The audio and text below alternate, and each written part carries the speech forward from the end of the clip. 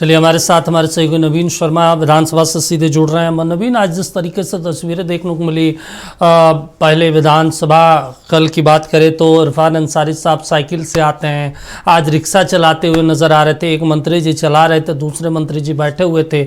मतलब लगता है कि काम धंधा छोड़ के तमाम चीज़ें जो करना है वो कर लीजिए ताकि मीडिया हाईलाइट में वो बने रहें।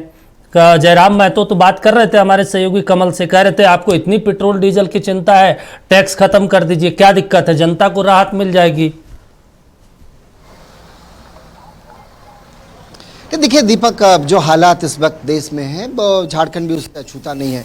जाहिर तौर पर सत्ता पक्ष के विधायक हैं लेकिन केंद्र की विपक्षी पार्टियां हैं, तो ऐसे में इस पूरे मसले को, आप एलपीजी क्राइसिस को, राजनीतिक रंग जो है वो पूरे देश में दिया जा रहा है। और इसी मसले को लेकर के झारखंड मुक्ति मोर्चा और कांग्रेस के विधायक आज सदन के बाहर पोर्टिको में धरना दिए बैठे नजर आए। इस दौरान आपने देखा कि किस तरीके से साइकिल चलाकर इरफान अंसारी जो है वो सदन पहुंचे, उनके साथ मंत्री शिल्पी नेहा तिर्की मौजूद थी, हाथों में कटआउट था, तमाम सत्ता पक्ष के विधायकों का सिलेंडर का कटआउट था और कहीं ना कहीं केंद्र की नरेंद्र मोदी सरकार पर निशाना साध रहे थे, आरोप लगा रहे थे कि ये पूरे क्राइसिस को लेकर के जिम्मेदार जो है वो केंद्र सरकार को ठहराया जा रहा है। हाँ। हालांकि ये सबको पता है कि इस वक्त जो जियो पॉलिटिकल जो स्थिति है, जो युद्ध है, इन युद्ध के हालात के बीच कई चीज़ों की समस्याएं होती है, उसमें बहुत महत्वपूर्ण हो जाता है पेट्रोल, डीजल या फिर गैस।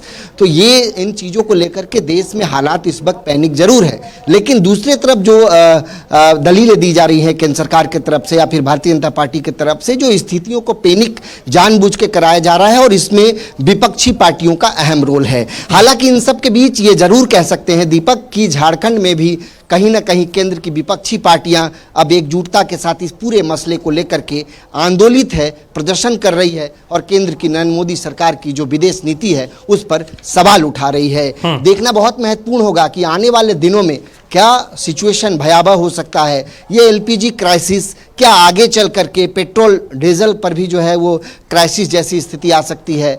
इसके अलावा सदन के अंदर भी जब शिल्पी नेहा तिर्की बोल रही थी तो उन्होंने डॉलर और रुपया का भी बातचीत किया, क्रूड जो है वो महंगा हो गया है। उन्होंने नाइट्रोजन गैस को लेकर के भी मुद्दा उठाया, चूँकि ये पेट्रोलियम की बात करें, जितने भी पेट्रोलियम हैं, चाहे वो डीजल हो, पेट्रोल है, माने क्रूड ऑयल से ही तमाम चीज़ें जो हैं वो बनती हैं। तो कहीं ना कहीं गैस हो, चाहे नाइट्रोजन गैस की बात करें या फिर डीजल पेट्रोल, इससे टोटल रिलेटेड टू जितने भी खाड़ी कंट्री हैं उनसे रिलेटेड है।